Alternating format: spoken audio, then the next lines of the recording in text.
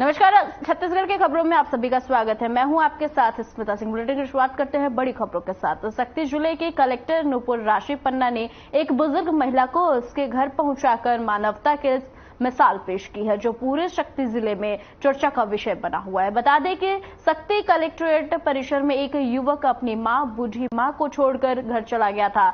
रोती वहीं आपको मां को पुलिस बल से कहकर वहीं कलेक्टर नुपुर ने इसके पर छुड़वाया। आपको बता दें कि जो जयहर तहसील क्षेत्र के सलहनी गांव के रहने वाली है और अपने बेटे जीवन लाल चंद्रा के साथ जमीन संबंधित फरियाद लेकर जनार्दन में आपको बता दें कि जनदर्शन में शामिल होने शक्ति कलेक्ट्रेट पहुंची थी और अपने घर पहुंचकर बूढ़ी महिला काफी खुश नजर आई है। आपको बता दें खबर शक्ति से है, जहां कलेक्टर नुपुर जो है 85 साल की महिला को उसके घर पहुंचाया है। साथ ही आपको बता दें कि शक्ति जिले के कलेक्टर है नुपुर राशि पन्ना।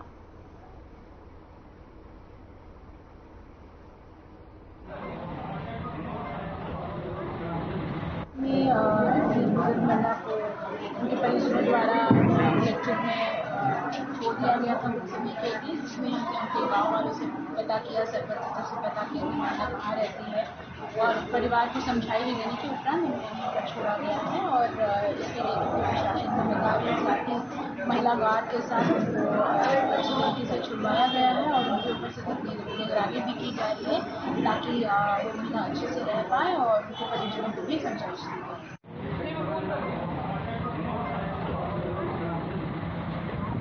पानी और वो उसका नाश्ता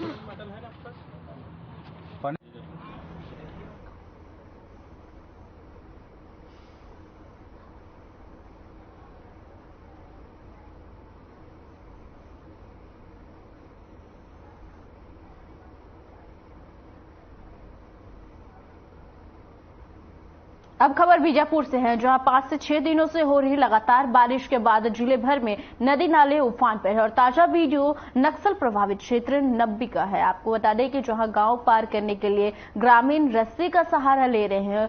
पतली सी रस्सी के प्लास्टिक कंटेनर को बांधकर नदी पार करने को मजबूर है। ग्रामीण मजबूरी में जानलेवा उफनते नदी को पार करके मजबूर है।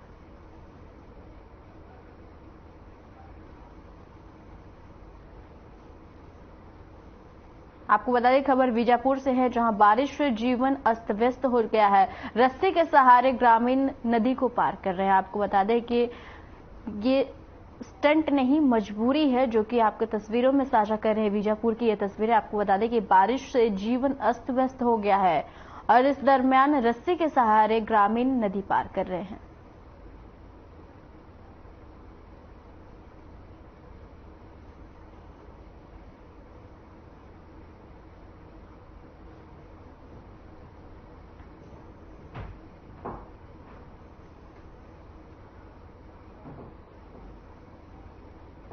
छत्तीसगढ़ में इन दिनों आयकर और अन्य विभागों द्वारा बड़े औद्योगिक संस्थानों और व्यावसायिक स्थानों पर छापा मारकर अनियमितता को पकड़ा जा रहा है और आज जिनके घर और दफ्तर में छापा मारा गया है, उन्होंने आपको बता दें कि डीएमएफ मद से स्कूल ड्रेस की सप्लाई की थी।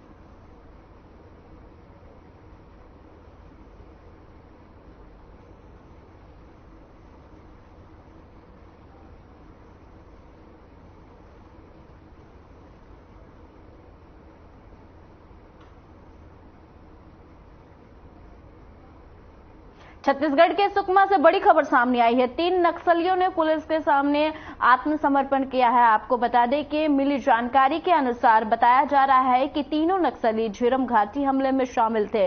इन तीनों नक्सलियों ने सुकमा एसपी के सामने आत्मसमर्पण किया है। बताया जा रहा है कि 2 नक्सलियों पर 1-1 लाख का इनाम घोषित था और एक नक्सली मडकम हुंगा उर्फ लोकेश, 2 नक्सली बेल्ला उर्फ संदीप, तीसरा महिला नक्सली मडगम धनी उर्फ देवे। साल 2013 में हुए झीरम घाटी हमले को अब 1 दशक बीत गए हैं। झीरम घाटी में नक्सलियों ने 25 मई 2013 कायराना हमला किया था और इसमें नक्सलियों ने 32 लोगों की बर्बरता से हत्या कर दी थी। झीरम की ये घटना को 10 साल पूरे हो गए हैं, लेकिन पीड़ितों को न्याय नहीं मिल रहा है और वहीं इन नक्सलियों के आत्मसमर्पण के बाद संभावना है कि झीरम घाटी का सच सामने आ सकता है।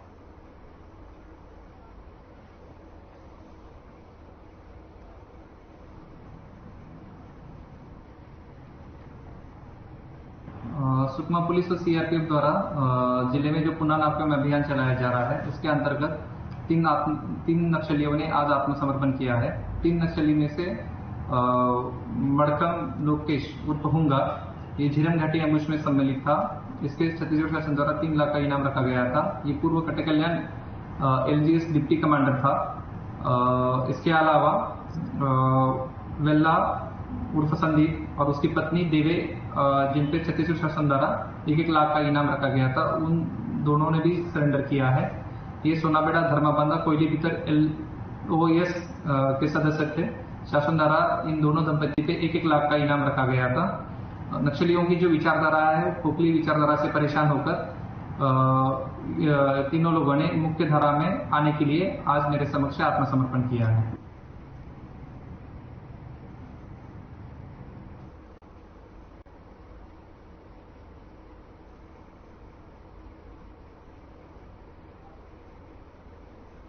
सुकमा जिले में मौसम का मिजाज बदल रहा है। लगातार बारिश होने से नदी नाले उफान पर है और वहीं जिला प्रशासन की अपील के बावजूद लोग नदी नाले पार कर रहे हैं। छत्तीसगढ़ में पिछले कुछ दिनों से हो रही बारिश से नदी नाले उफान पर है। यही हाल सुकमा जिले में भी है। यहां भी पिछले कुछ दिनों से हुई बारिश के चलते नदी और नालों का जलस्तर बढ़ा हुआ है। इसके बावजूद लोग लापरवाही बरत रहे हैं और उफनते नाले को पार कर रहे हैं। और ऐसे ही एक तस्वीर आज सुबह सामने निकल कर आई है। मुकरम नाला से जान जोखिम में डालकर पिकअप और ट्रैक्टर वाहन पार करते हुए दिखे और उफनते नाले से कोई पैदल तो कोई बाइक से ट्रैक्टर लेकर पार कर रहा है। ऐसा बड़ा हादसा होने का खतरा बना हुआ है और नाले का जलस्तर बढ़ने के बावजूद प्रशासन ने लोगों को नाला पार करने से रोकने के लिए कोई व्यवस्था नहीं की है। यह नाला ग्राम पंचायत चिंतलापुर में, आपको बता दें कि जिसके कारण बड़ी संख्या में लोग यहां से निकलते हैं।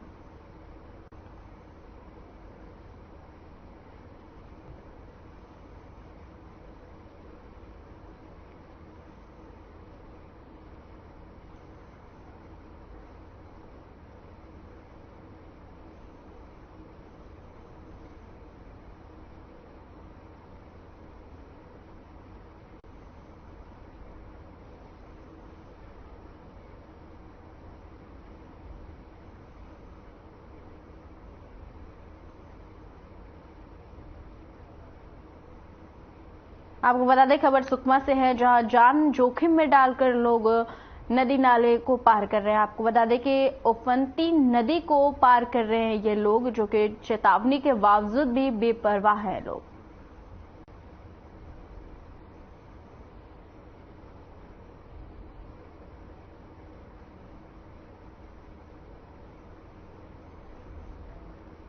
आपको बता दें खबर सुकमा से है, जहां चेतावनी के बावजूद भी लोग नदी नाले पार कर रहे हैं। जान जोखिम में डालकर लोग नदी नाले को पार कर रहे हैं। आपको बता दें कि उफनती नदी को पार कर रहे लोग, जो कि अपने जान को जोखिम में डालकर कर रहे हैं। आपको बता दें चेतावनी के बावजूद भी बेपरवाह है लोग।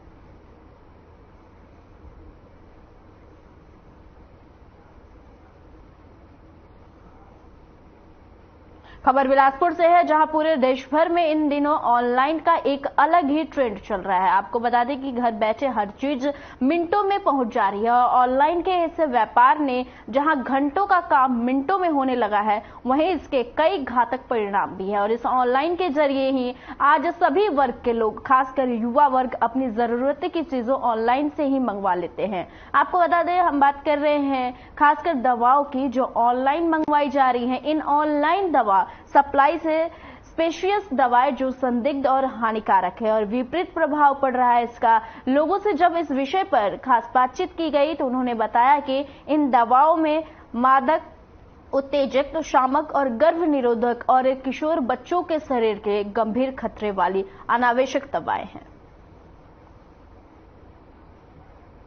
मैंने कहा है अपनी बात पर कि एक्सेस दवाइयां जो दे रहे हैं, और अभी बहुत अजीब सा सरकारों का निर्णय है, चाहे वो हमारी राष्ट्रीय सरकार हो या हमारी राज्य की सरकार हो, नर्सिंग होम एक्ट में जो बदलाव होना चाहिए वो नहीं कर पा रहे हैं। ये वोट की राजनीति में जो मरीजों का शोषण हो रहा है, आप गौर करिए कि नर्सिंग होमों में जो सर्जिकल आइटम का रेट है और बाजार में जो रेट है, आप अपने व्यक्तियों के माध्यम से अगर उसको सर्च करेंगे तो 4 से 5 गुना का अंतर है। आपको स्वयं समझ में आ जाएगा। स्तर पर क्या कर सकते हैं? समाज स्तर पर अगर जो हमारे लोकतंत्र का आधार स्तंभ मानते हैं हम इलेक्ट्रॉनिक मीडिया और प्रिंट मीडिया को, अगर ये ईमानदारी से इस कार्य में जगें और जनता का सहयोग, जागृति, जनता के बीच जागृति लाएं कि ये काम करना गलत है, इसका हमें सपोर्ट नहीं करना चाहिए और हमको अच्छी दवा का इस्तेमाल करने के लिए इसका विरोध करना चाहिए। आम जन ही इसको स्वीकार करके इसको समाप्त कर सकता है। मैं आपके इस प्रश्न से अलग एक और जवाब देना चाहता हूं कि इस देश में हमको ये पैसे की हवस ने इस कदर गिरा दिया है कि खाली दवा ही नहीं, हमारे फल फ्रूट, हमारी साग सब्जियां, इसमें भी जो केमिकल का इस्तेमाल हो रहा है, देश की सरकारों को इस पर बैन लगाना चाहिए। हम केमिकल युक्त फल फ्रूट और सब्जियां खा रहे हैं जिससे हमारे किडनी पर जबरदस्त असर पड़ रहा है। जहां दवाइयां एक कारण है कि कॉम्बिनेशन डोज के कारण मरीजों को एक्सेस दवाइयां दी जा रही हैं और ये कंपनियां अपना पैसा कमाने के लिए मानव शरीर से खिलवाड़ कर रही हैं। मैं आपके माध्यम से कहना चाहता हूं कि ये मानव शरीर का खिलवाड़ बंद हो और ये केमिकल पर बैन लगे और ये दवाइयों में जो स्पूरियस ड्रग आ रहा है कंपटीशन के कारण। कोर्ट इसका हल है? कोर्ट में ऑलरेडी मामला है और सारे देश के लोग जानते हैं कि कोर्ट का मामला कितना पेचीदा और कितना लंबे समय तक चलता है। जब सरकार के दूसरे निर्णय इमीडिएट इम्प्लीमेशन में आ सकते हैं तो ये स्वास्थ्य के दृष्टिकोण से और आम जनता के हित में है। ऐसे निर्णय का इम्प्लीमेशन क्यों ये जो सरकारी तंत्र है वो उसको क्यों नहीं इम्प्लीमेशन कर रहा है, ये सोचने का और जांच का विषय। ऑनलाइन दवा आराम से ऑनलाइन दवा व्यवसाय से जो नुकसान दवा बाजार को हो रहा है, मैं ये नहीं कहूँगा कि दवा के चिल्लर विक्रेताओं को हो रहा है, ये हिंदुस्तान के नागरिकों के साथ एक छलावा है, ऐसा मैं व्यक्तिगत रूप से महसूस करता हूँ। कारण है कि जो दवाइयाँ कानूनी रूप से जो रिटेल दवा दुकानदार हैं और भारत सरकार के कानून का इम्प्लीमेशन कर रहे हैं, वो दवाइयाँ ऑनलाइन खुले बाजार में खुले रूप से बिक रही हैं और वो हमारे भारत के युवा पीढ़ी को बरगला रही हैं, नशाखोरी में डाल रही हैं, गलत कार्यों में डाल रही हैं। हमारे बच्चियों की इज्जत से जो खिलवाड़ हो रहा है, जो पिल्स की दवाइयाँ जो एबार्शन के उपयोग में आती हैं, वो दवाइयाँ हम चिल्लर विक्रेता बगैर चिट्ठी के, बगैर डॉक्टर के प्रिस्क्रिप्शन के नहीं बेचते हैं, परंतु ऑनलाइन में इजी अवेलेबल है।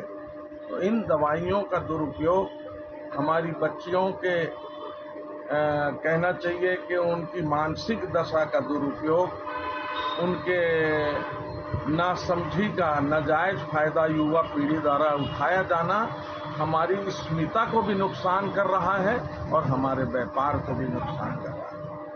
ऑनलाइन अब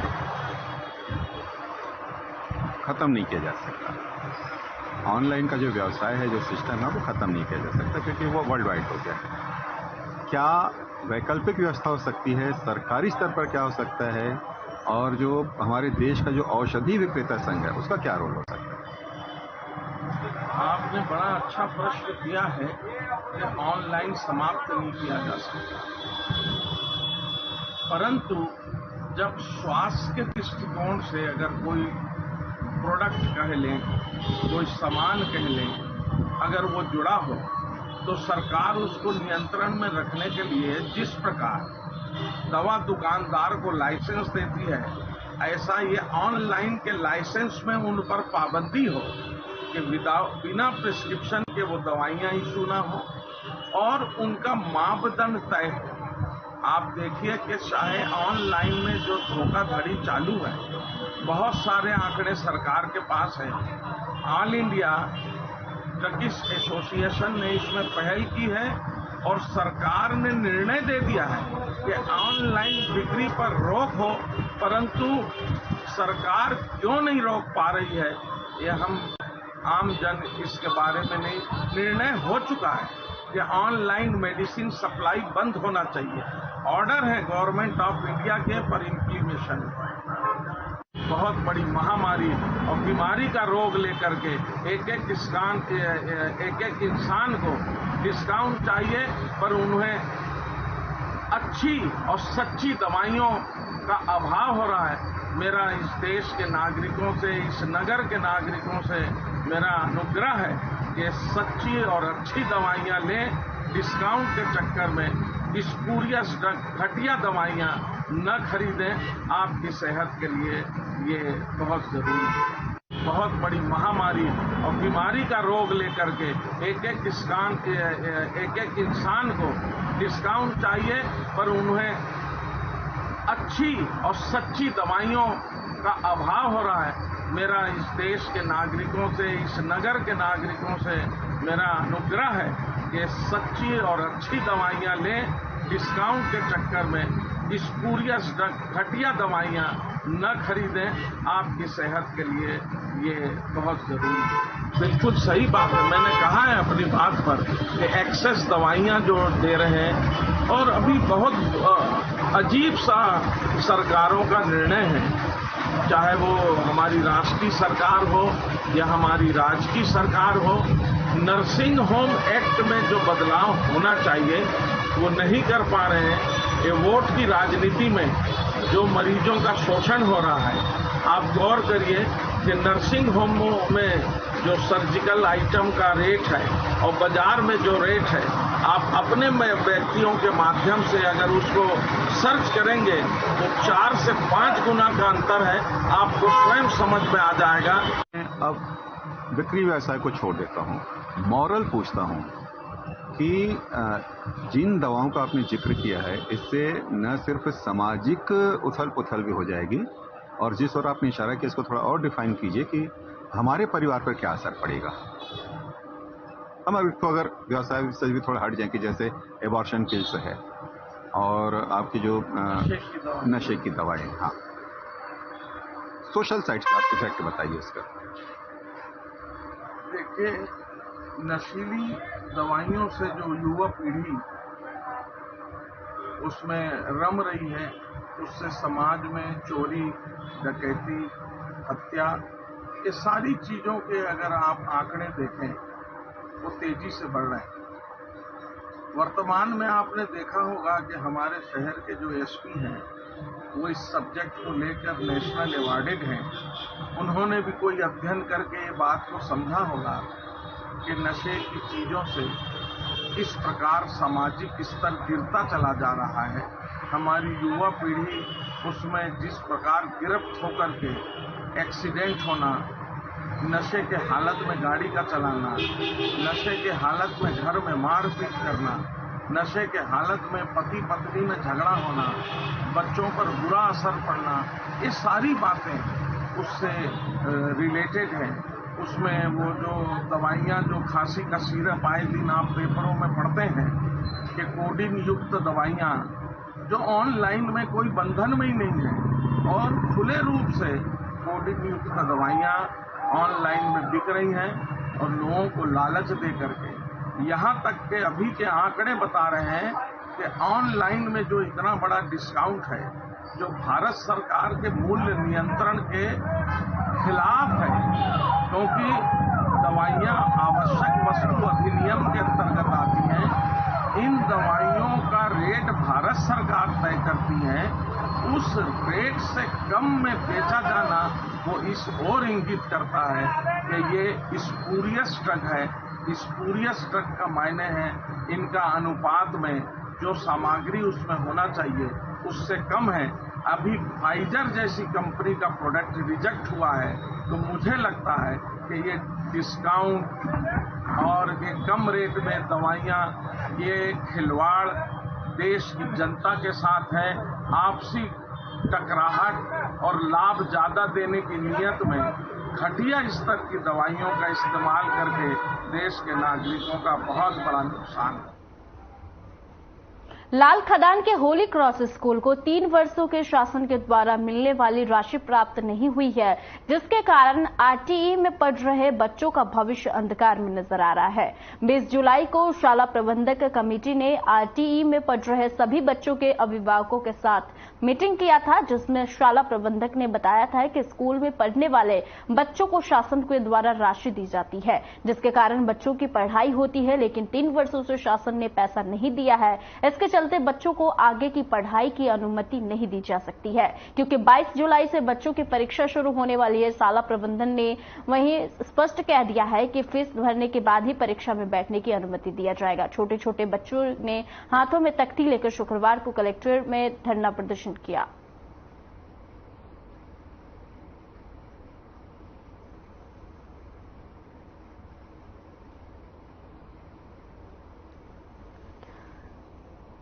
आपको बता दें, खबर बिलासपुर से है, जहां आरटीई के बच्चों के अभिभावकों ने भी नारेबाजी की है। साथ ही आपको बता दें कि अंधकार में नौनिहालों का भविष्य नजर आ रहा है।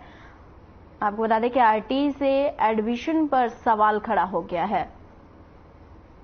बताइए, खबर बिलासपुर से है, जहां बच्चों के अभिभावकों ने भी नारेबाजी की है और छोटे छोटे बच्चे भी हाथों में तख्ती लेकर नारेबाजी करते हुए दिखे। आपको बता दें कि अंधकार में नौनिहालों के बच्चों का भविष्य दिख रहा है और आरटीई से एडमिशन पर सवाल खड़े हो रहे हैं।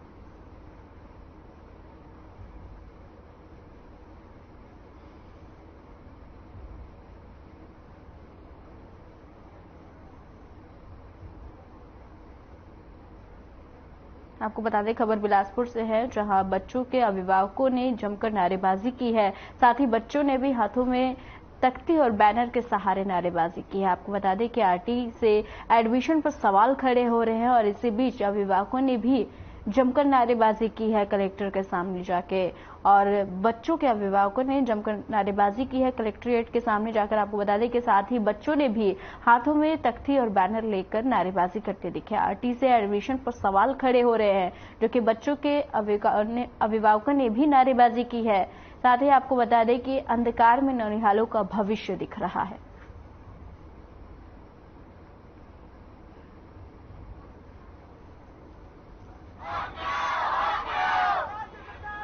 लेकिन उससे पहले कुछ बच्चे कुछ कक्षाओं में प्रवेशित थे।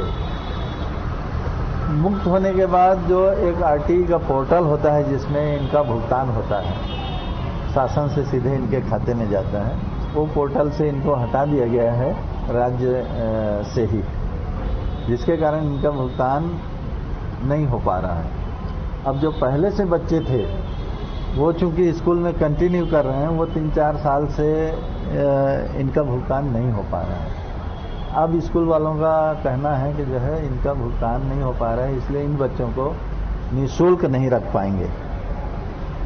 तो या तो शुल्क दें या शासन भुगतान करें।